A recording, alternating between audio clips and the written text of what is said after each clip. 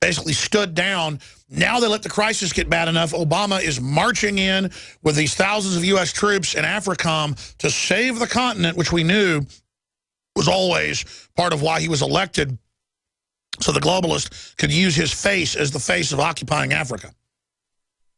Right. The U.S. State Department's ordering 160,000 hazmat suits. I mean, it's pretty much martial law lockdown over there. That's a good point you made on Monday. Drudge linked to our article on that links right to the government documents, but also there was another article out confirming that they're telling hospitals for weeks, get ready for it, but then not telling the public any basic precautions. I mean, that backs up your point. This is unprecedented. What do you think's going on with this Ebola? I'm not exactly sure yet what's going on. You know, it's a system that we've seen that's happening, you know, time after time. I'm still trying to figure out, I mean, we know it's man-made. I'm just trying to figure out, was this purposely released or was this accidentally released? Because, you know, we know that the CDC has a patent on Ebola. We know that they've been working on different types of vaccines. Do they actually have 100 million stockpiled vaccines somewhere that they just haven't released yet? I mean, you know, who knows? And who knows what's going to be in those vaccines, too. You know, right now, you know, the black market situation going on in Africa with people trying to get the blood and pay for the blood of infected people that have healed. You have that situation.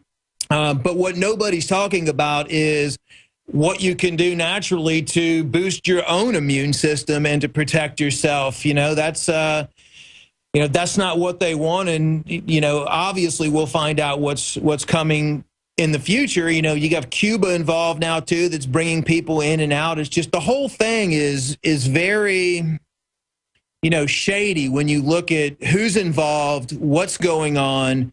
What I've been involved with over the last few weeks is really telling people and educating people on what they need to do to prepare, because here's the thing. I mean, all the fear-mongering, you know, they take the attention away, as you know, they'll focus the attention on an NFL player, and nobody's really finding out the truth about this whole pandemic and what could happen. That's right. Ebola is spreading all over Africa and getting into the Middle Eastern areas, and they're flying patients everywhere. And we're talking about a player who spanked his kid.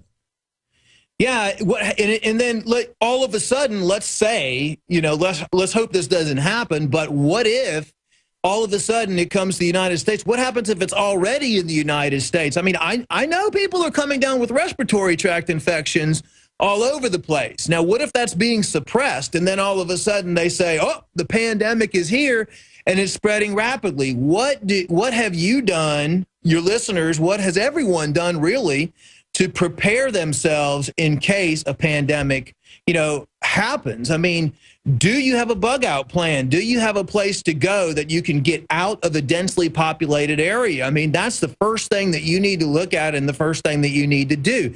Already in Atlanta, they're already talking about the waste of the people being treated there as being flushed into the public water system. You know, how do you spread? I mean, terrorists have been talking about this for years and years and years on the best way to spread bioweapons, through the air or through the water supply, you know? So this could actually spread really fast, and unless you have a plan of action ready, unless you've stocked up on everything, unless you know and you're preparing yourself and preparing your immune system right now, you could literally be caught in the thick of things and be thinking, oh, it's almost too late now because I don't have a plan of action. Well, I mean, I agree with that, but let's just say this is a dry run. It is a wake-up call. But for Africa, it's not a dry run. I mean, it is threatening to collapse. Sierra Leone, Liberia, other areas, they're estimating millions could die. On the low end, hundreds of thousands. What about all the new superbugs? I want to talk about that. Finally, they're talking about restricting antibiotics on farms that, you know, to feed animals that aren't even sick, which we then eat and then destroys the flora in our gut. I want to talk about some of that because I don't think we're going to see it coming like Ebola. It's like that mystery illness. I know you're in Texas. It was really bad here this year that killed so many people. They would just go, it's a mystery illness, but the CDC knows what it is and they won't say, and we're not supposed to talk about it. And the doctors would just look at you weird when you're there watching family die. It's just crazy. So Dr. Edward Group is our guest, ladies and gentlemen. And we're going to come back and get into 12 ways to boost your immune system naturally. Then we're going to open the phones up so you can call Dr. Group with any questions or comments that you've got. Then we have a special guest of retired CIA coming on. And it's so sophisticated, it's a conspiracy theory if you point it out when it's public. All the major weather balloons, satellites, the actual just measurements of the North and South Poles is just growing at record levels. Al Gore says it's all melted, and polar bears can't swim. And AOL had the headline, actual headline, global warming likely to cause colder and snowier winters, scientists say. I mean, it's just, this is the end of liars being checked. Or is it really the beginning? Because people are saying no, but the establishment still stands, though. They just stand there in all their muck lying. Dr. Group, I was digressing off into that, but think about how they divert us into carbon dioxide that plants breathe, basically, and then put off oxygen. While there's just all these environmental crazinesses out there, the GMO, the cross species, the spider goats, the super salmon, the glow-in-the-dark poodles you can buy, that are part jellyfish. What is your biggest concern of this whole cocktail? Do you agree with me that past Ebola, it's just all the other stuff that's happening in the background that's the big threat?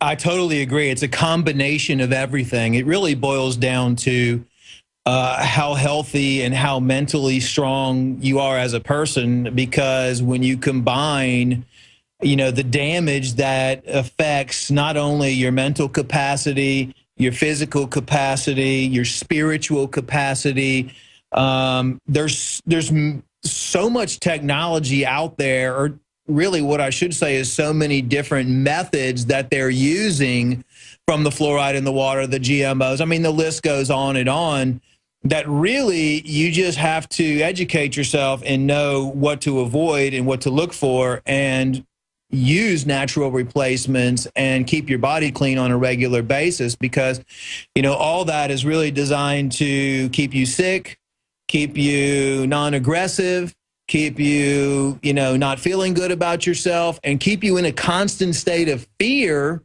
which is another thing. I mean, look, whenever they come out, you were asking earlier about, why are they doing all these things? Well, I believe one of the reasons why is, and I haven't seen any studies on this, but when you come out with an Ebola or a SARS or an H1N1, some sort of a pandemic, it'd be interesting to see. I mean, people like us who know how to protect ourselves don't really panic because we're prepared. We don't get into a state of fear. I mean, Ebola doesn't scare me one bit. There's no, I know what to do for it. But think of the billions of people out there that are extremely scared right now and fearful. Now, how does that translate into money? You think that, they're creating the Ebola so they can come out on the back end with a vaccine and then make it mandatory for every single person to get the Ebola vaccine. But the secondary thing is that they know that when they create fear, that your immune system instantaneously falls down by 50%. And it's very interesting, too, to note that there's all kinds of other super bugs that are going around right now in the U.S. If you look at every single public school, the children are sick right now. The parents are sick because of some mysterious illness that's going around right now everywhere.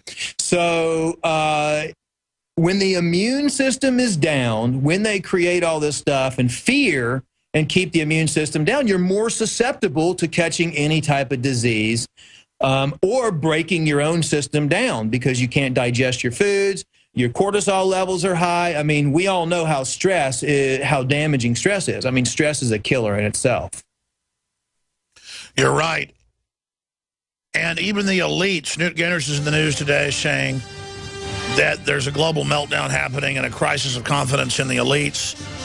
The New York Times has an article out about Scotland's independence vote shows a global crisis of the elites. The elites claim they've got this whole eugenics-based stage crisis as a way to control the earth and bring down the population. But the truth is, it's just a system where they can screw everything up and be bad managers and then call it a secret plan. We'll be right back. Stay with us. We're on the mark.